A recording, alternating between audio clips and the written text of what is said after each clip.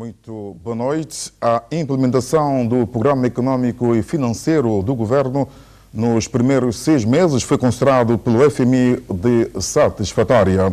Uma delegação desta instituição financeira internacional que esteve no país para avaliar a situação econômica nacional concluiu ainda que o país conseguiu um nível mais baixo de inflação dos últimos 20 anos. O relatório desta missão encabeçada por Ricardo Veloso já foi lido pelo jornalista José Boças. O Fundo Monetário Internacional prevê que o crescimento econômico nacional atinja 4% até o final deste ano. Já para 2014 deverá crescer e fixar-se em 5%.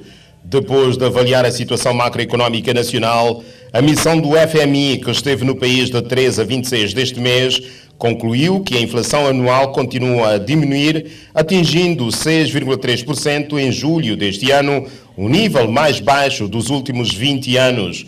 No relatório produzido, a missão anuncia ainda que as reservas de divisas do Banco Central encontram-se num nível confortável e equivalente a mais de 3 meses de importações.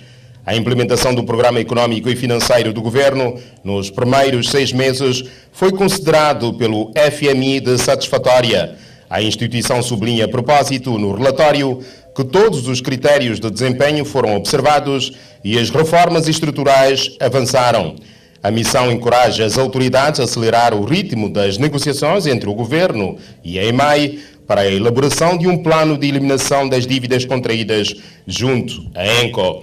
O FMI recomenda também às autoridades a continuarem a gerir com prudência a execução orçamental até o final do ano. Além disso, aconselha a preparar um projeto de lei orçamental de 2014 com base em premissas cautelosas, uma vez que o ambiente externo continua desafiador. No percurso para as eleições locais e parlamentares no próximo ano, será importante, segundo o Fundo Monetário Internacional, que se administre com prudência o Orçamento Geral do Estado e que se evitem gastos excessivos. A missão liderada por Ricardo Veloso esteve no país para avaliação do Programa Econômico e Financeiro do Governo, apoiado pelo FMI ao abrigo do instrumento de crédito alargado de 3 anos, no montante de 4 milhões de dólares, aprovado no ano passado. Estivemos com o relatório do FMI, Fundo Monetário Internacional. O processo de migração do sistema analógico para o digital impõe desafios ao Estado santomense, envolve diversas instituições e terá impacto no cidadão comum. Só a título de exemplo, vai exigir mais energia de qualidade. Foram aspectos abordados na conferência sobre desafios da TVS na migração do analógico para o digital, realizada esta sexta-feira no quadro das atividades comemorativas do 21º aniversário da inauguração do Centro de Produção e Emissão desta estação televisiva. O atual sistema de transmissão deverá ser desligado em 2017. Apesar de apresentar alguns sinais de digitalização, o sistema ainda é arcaico. A mistura do sistema analógico ao digital é, segundo os responsáveis da TVS, uma forma rápida encontrada para não ver suspensa toda a transmissão desta única estação do país. Pelo facto de haver um pequeno problema agora no emissor em Macambará, a zona sul e parte da zona centro, onde nós nos encontramos, deixou de ter emissões da televisão. E disse também que a TVS pode vir a ter problemas sérios ligados ao som. Na zona norte, por quê? Porque nós neste momento estamos a trabalhar só com um modo de áudio e 2 de vídeos. Bem, imagina só se houver um problema com o atual módulo de áudio. Não vamos ter televisão, porque a TVS, aliás, nada justifica ter que fazer uma emissão só com a imagem, sem som. Frederico Mbilina adianta que a transmissão do analógico ao digital tem elevados custos, mas avança que, além de urgente e necessária, tem melhores vantagens. Não justifica estar a investir esses poucos 15 mil, 20 mil, 30 mil euros, que se for a somar, está a imaginar quanto daria. Que a opção mais correta seria acelerar o processo. Era acelerar o processo porque os equipamentos digitais, embora sensíveis, trazem melhores resultados. Eu acabei de dizer lá os benefícios que a televisão digital traz e que os investimentos, não para instalação digital, que para ter uma noção, para nós digitalizarmos o nosso centro mínimo, rondaria aí por volta de 10 milhões de euros. Só os nossos estudos agora, equipamentos de transmissão. Portanto, exige investimentos, por isso é bom que as autoridades competentes reflitam sobre isso, porque não justifica, nada justifica ter que continuar a investir nas tecnologias atuais, porque não irão resultar. Vale a pena sim esforçar em acelerar o processo para a migração. A digitalização da TVS implicará muitos fatores como melhor formação dos seus quadros, melhoria de suas estruturas físicas e técnicas, qualidade energética e de rede. O que seria recomendável era que a TVS tivesse a sua rede independente. Portanto, isto seria o recomendável. Apenas implica investimentos bastante elevados. Se ainda recebemos os sinais da TVS, é fundamentalmente dado o esforço que os técnicos, os responsáveis e o governo têm levado a cabo para que os sinais ainda nos cheguem às nossas casas. Portanto, também se deve felicitar a TVS pelo esforço que tem feito para que nós ainda continuemos a receber esses sinais. A transição é inevitável, como ficou claro na apresentação, é inevitável a transição, tem custos, mas como tudo quanto é inevitável, apesar dos custos, vai ter que ser feito. Sabe-se que o processo de digitalização da TVS está em marcha, mas ao nível da instituição nada se faz sentir. A questão, precisamente a ideia de promover essa conferência é precisamente para chamar a atenção dos decisores e não só, e da opinião pública, sobre a necessidade de se acelerar o processo. Nós pensamos que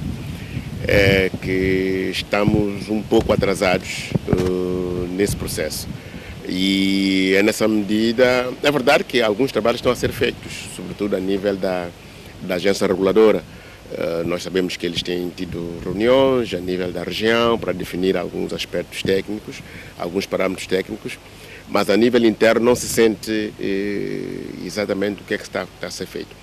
E por isso é que nós entendemos que era conveniente começar-se a falar dessa questão, portanto, trazer o assunto para a agenda pública, de modo a ver, enfim, tentar influenciar que esse processo seja o mais rápido possível. Eu acho que o que está em causa é trabalharmos de forma faseada.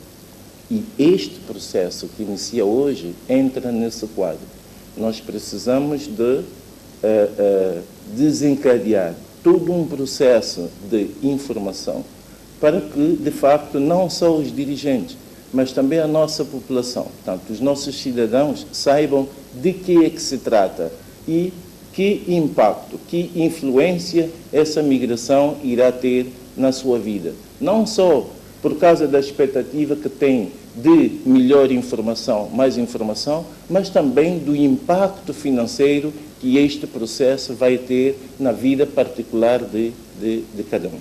A realização desta palestra foi um pontapé de saída para a reflexão sobre o futuro da televisão santomense na transmissão do sistema analógico, que se prevê um apagão geral ao nível do continente entre 2015 e 2017.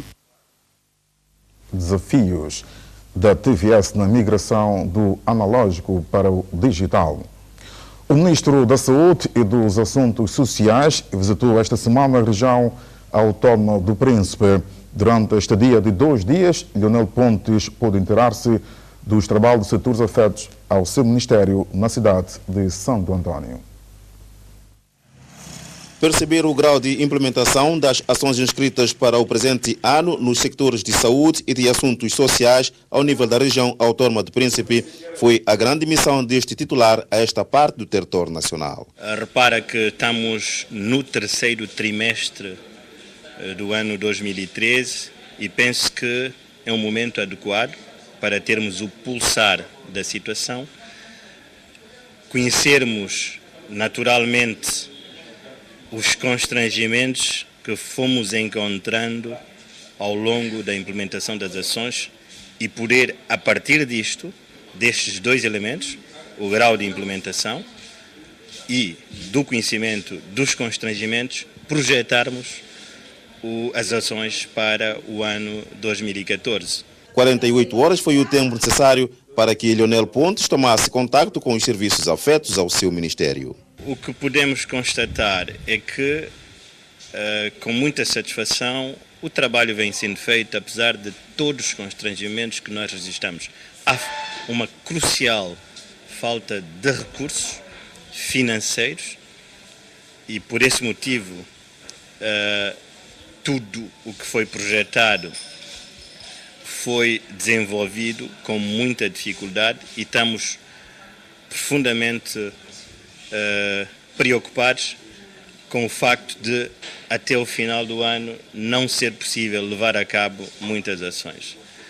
Enfim, mas também foi de apreço registar que há uma grande colaboração de várias partes, há uma colaboração intensa do governo regional, através de fundos que vem conseguindo localmente, há uma colaboração muito importante e de apreço também da parte do setor privado, que está na região autónoma do Príncipe, que tem contribuído para que, de facto, as coisas possam avançar na medida do possível. Visita do Ministro de Saúde e de Assuntos Sociais aos diferentes sectores do Sistema Nacional de Saúde e sectores relacionados com assuntos sociais da região autónoma do Príncipe. Corre no Jardim da UCLA a feira agrícola organizada pelo governo por ocasião do 30 de setembro, dia de nacionalização das roças. A abertura foi feita pelo Ministro da Agricultura, Pescas e Desenvolvimento Rural. A feira agrícola, em alusão a 30 de setembro, foi aberta este sábado no Jardim da UCLA. A cerimónia foi presidida pelo Ministro da Agricultura, Pescas e Desenvolvimento Rural. A feira agrícola que hoje se inaugura tem o simples propósito de chamar a atenção de todos os santomenses de que este país, apesar das limitações e problemas estruturais próprios de um país de economia insular, reconhecemos que existem potencialidades que, do nosso ponto de vista, deverão ser otimizados em prol do desenvolvimento do setor agropecuário. Porque, se não vejamos, o país tem uma grande variedade de microclimas que perspectivam a possibilidade de diversificação das produções agropecuárias, tem solos com boa fertilidade, ricos em matéria orgânica e bem drenados, que permitem obter rendimentos elevados, mesmo na ausência de técnicas culturais adequadas, e, finalmente, existem condições ótimas para a produção florestal. Pretendemos que este evento que hoje se inaugura se crie um ambiente propício para agronegócios e de oportunidades, de forma que, quer os produtores, quer os consumidores, se consciencializem de que, afinal, é possível produzir-se no país produtos com boa qualidade e a preços acessíveis. O presidente da FNAP-STP, que também esteve presente na cerimónia, falou da necessidade de um estudo de procura do mercado para os produtos, bem como a criação de incentivo à produção. De algum tempo para cá, tem havido muitos trabalhos, projetos em prol da exportação, havendo necessidade de ser incluído o estudo da procura de mercados para os produtos, havendo alguns como cacau, café, pimenta, já com os mercados tradicionais e novos, faltando para os produtos hortícolas, frutícolas, florícolas e transformados. Também necessário se torna a criação de incentivos à exportação, eliminando, se possível, algumas taxas que constituem, a nosso ver, entraves, como, por exemplo, a taxa paga à ENASA entre 15 a 30 cêntimos de dólar por cada quilo do peso bruto de carga exportada. Esta taxa é matar a água à nascença. Os pequenos agricultores manifestam-se satisfeitos com a iniciativa e reafirmam ser uma oportunidade de estímulo à produção em maior escala. Eu sinto-me muito, mas muito satisfeito com esta nova forma, nova visão que o atual governo quer dar à nossa agricultura. Eu quero dizer que esta feira vai ser uma feira totalmente diferente às outras que nós somos habituados a fazer, tendo em conta que nós queremos apostar na qualidade dos produtos. A Feira Agrícola de 2 dias conta com a participação de cerca de 40 agricultores do país. Debater para melhor servir, mais parlamento, mais democracia, foi o tema da jornada parlamentar do MLSTP-PSD, realizada esta sexta-feira no Palácio dos Congressos.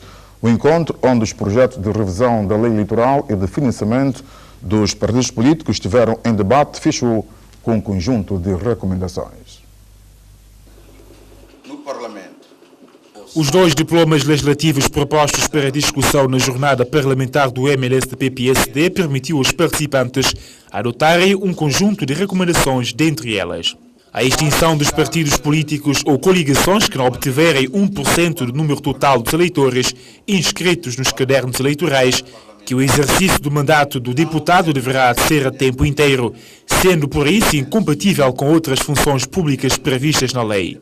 Que as eleições ou o cargo do Presidente da República devem ser utilizados boletins de cor branca para as eleições legislativas cor amarela e as autárquicas e regional a cor verde. Promover a participação das mulheres na atividade política e administrativa de forma a atingir a cota de 30% para a composição das listas eleitorais e que não devem ser admitidos como candidatos a Presidente da República cidadãos definitivamente indicados de crime de pena maior.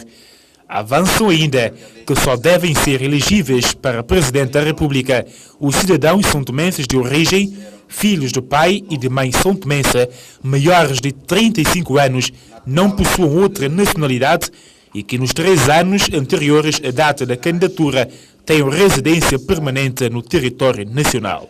Os trabalhos da jornada parlamentar do MLSTP-PSD serão concluídos numa sessão posterior a ter lugar no prazo máximo de 30 dias.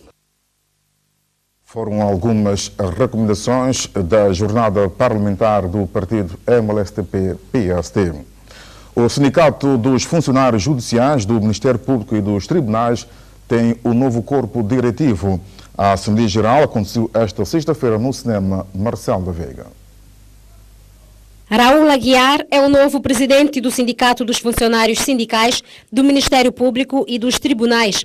O presidente recém-eleito desta força sindical prometeu travar uma luta pelo reconhecimento da classe. Vamos travar um combate duro e sério para que sejamos reconhecidos como classe importante na realização da justiça em São Tomé e Príncipe. Os funcionários judiciais têm poder, juntamente com outras magistraturas, de operarem imensas transformações na administração da justiça.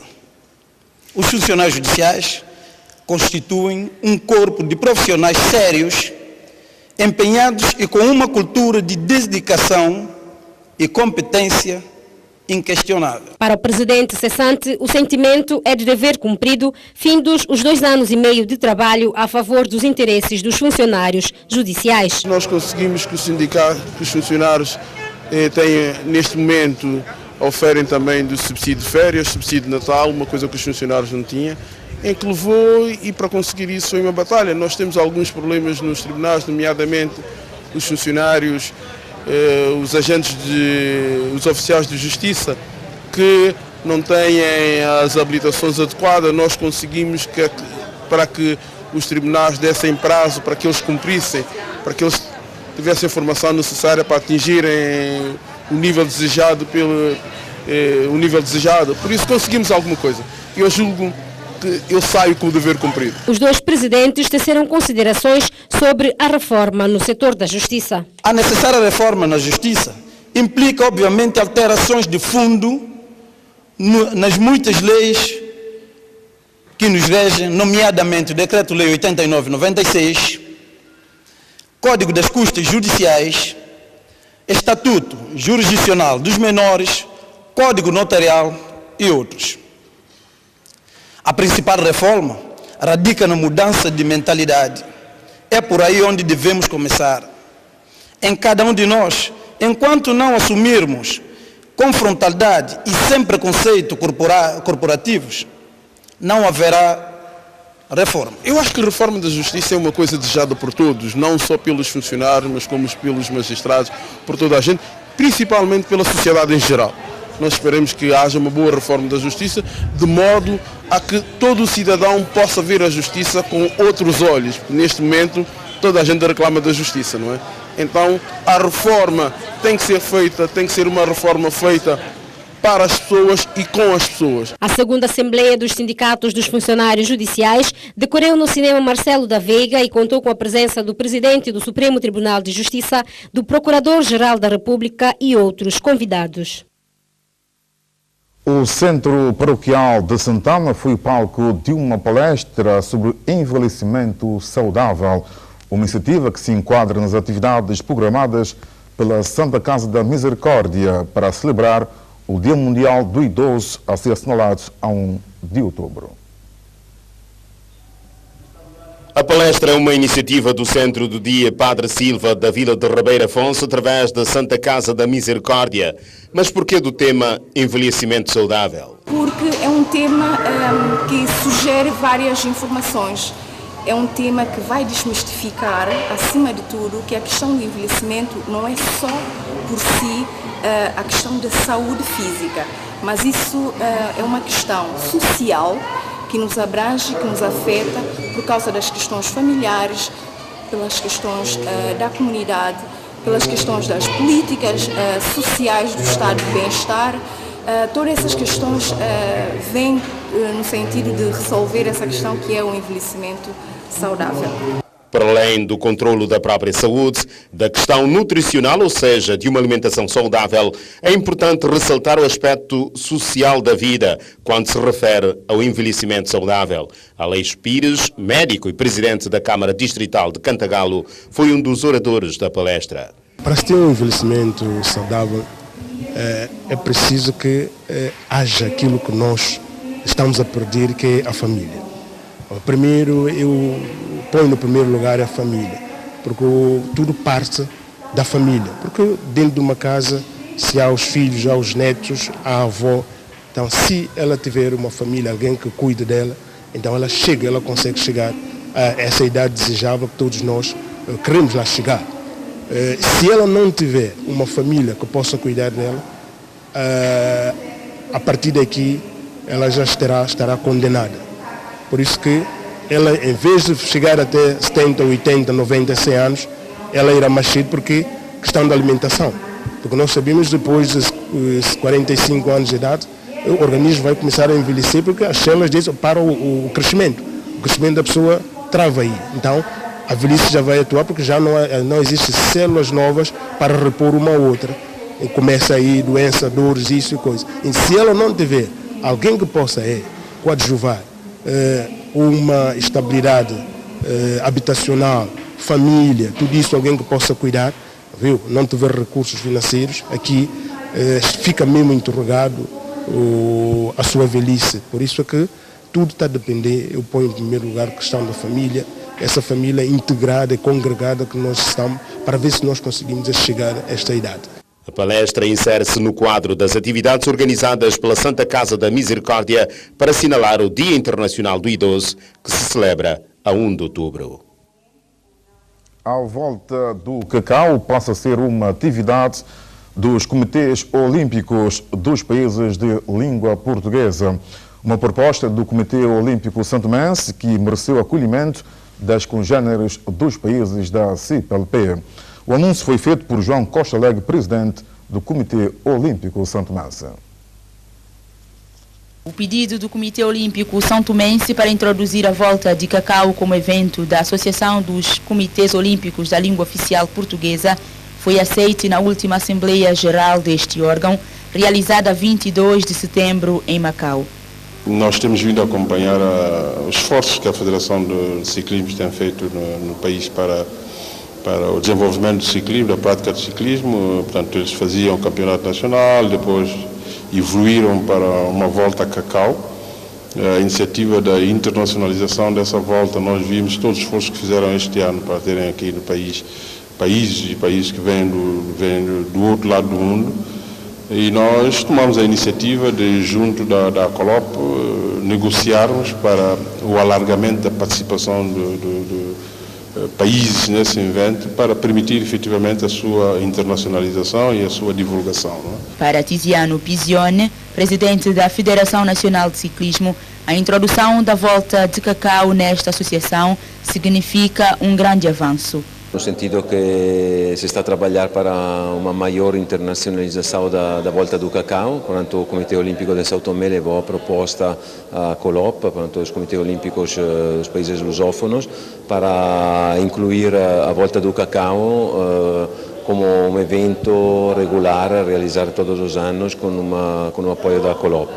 Agora temos que trabalhar para que a coisa possa concretizar-se, portanto, com a preparação já do orçamento, de todos os aspectos técnicos para a realização desta primeira edição ainda mais internacional para 2014. Agora, em parceria com a Federação Nacional de Ciclismo, o Comitê Olímpico São Tomense assumirá a responsabilidade de ajudar na realização do evento, bem como da vinda dos atletas à competição da Volta de Cacau agendada para o próximo ano. Com esta notícia, concluímos assim mais este serviço informativo. Em nome de toda a equipa, boa noite.